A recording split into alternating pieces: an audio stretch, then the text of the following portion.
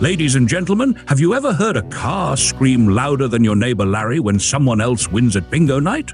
Well, this one did, in 1962. And it wasn't just screaming, it was winning.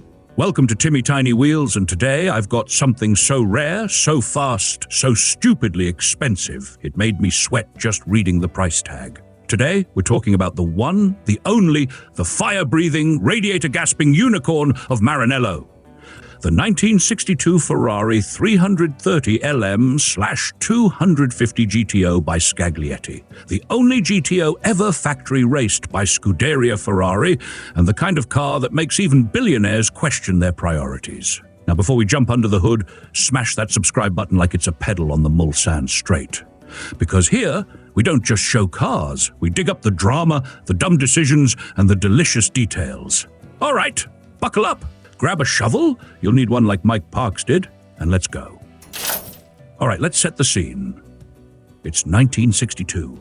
Elvis is shaking hips, the Cold War is heating up, and Ferrari says, what if we took our already scary fast 250 GT and gave it some therapy? Therapy here means a 3.0-liter V12 Colombo engine with dry sump lubrication and 6 Weber carburetors, kicking out 300 horsepower. And just to make sure it didn't handle like a wardrobe on roller skates, they dropped the engine lower, stiffened the suspension, and said, screw it, let's build it like a scalpel on wheels. But then Ferrari did the unthinkable.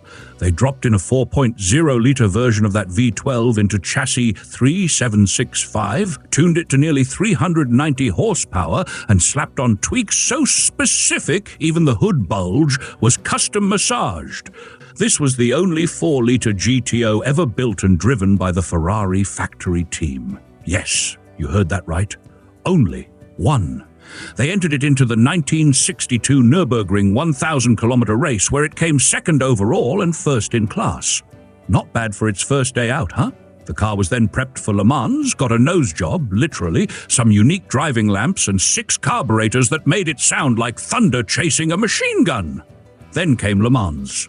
Mike Parks floors it, overtakes a Corvette, chases down Aston Martin's Graham Hill, and then, boom, brakes give up. The GTO skids into a sandbank like I skid into bad decisions. But here's the part I love. Parks brought a shovel. A shovel. Guy spends 30 minutes digging himself out like an F1 grade grave robber. That's commitment. That's motorsport. After getting back on track and climbing 10 positions, the car overheats.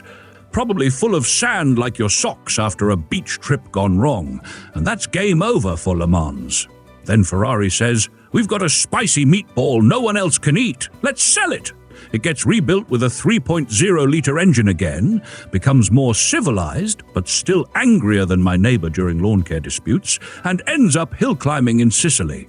And let me tell you, this thing climbed. It took podiums like candy from kids and wound up runner-up in the 1965 Sicilian Hill Climb Championship. This GTO wasn't just a show pony, it worked. By the late 1960s, it got exported to the United States, painted yellow because America, and started winning concours awards like it was hoarding trophies for resale. Judges loved it, collectors loved it, I would have loved it, but I was busy riding a lawnmower into a lake. Fast forward to the 1980s, and a guy in Ohio bought it and kept it for 38 years. He didn't just garage it, he pampered it like a spoiled cat. Restoration? Yes. Pebble Beach? Yes.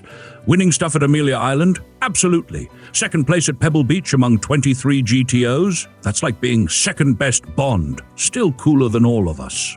What gets me the most? Not just the racing pedigree, not even the factory build sheets, or that John Surtees test drove it. No, it's that this car, for over 60 years, never stopped showing up. From Le Mans sandbanks to Midwestern concours lawns, it kept being the legend others were just trying to look like. So yeah, it's a one-off. A unicorn, a 4-liter scream in a world of 4-cylinder whimpers. Now, if you're sitting there thinking, Timmy, how much for this rolling myth? Brace yourself. This beautiful beast sold for a wallet-detonating $51,705,000. At the RM Sotheby's auction, that's about 48 million euros. And back in 1962, you could get into a Ferrari 250 GTO for around $18,000. Adjusted for inflation, still not enough to afford it today unless you also bought Bitcoin in 2011. And hey, the official auction link is in the video description, so your eyes can weep too. In the end, I gotta say, even with the overheating, the nose jobs, and the color change, this thing is still the kind of car you don't just drive, you worship. It's got grit, guts, and enough stories to outtalk your cousin who once almost met Enzo Ferrari. Sure, it's rich people territory now, but it earned every badge, scar, and cent, and that's why I tip my helmet to it. This GTO didn't just race, it lived. See you next gear.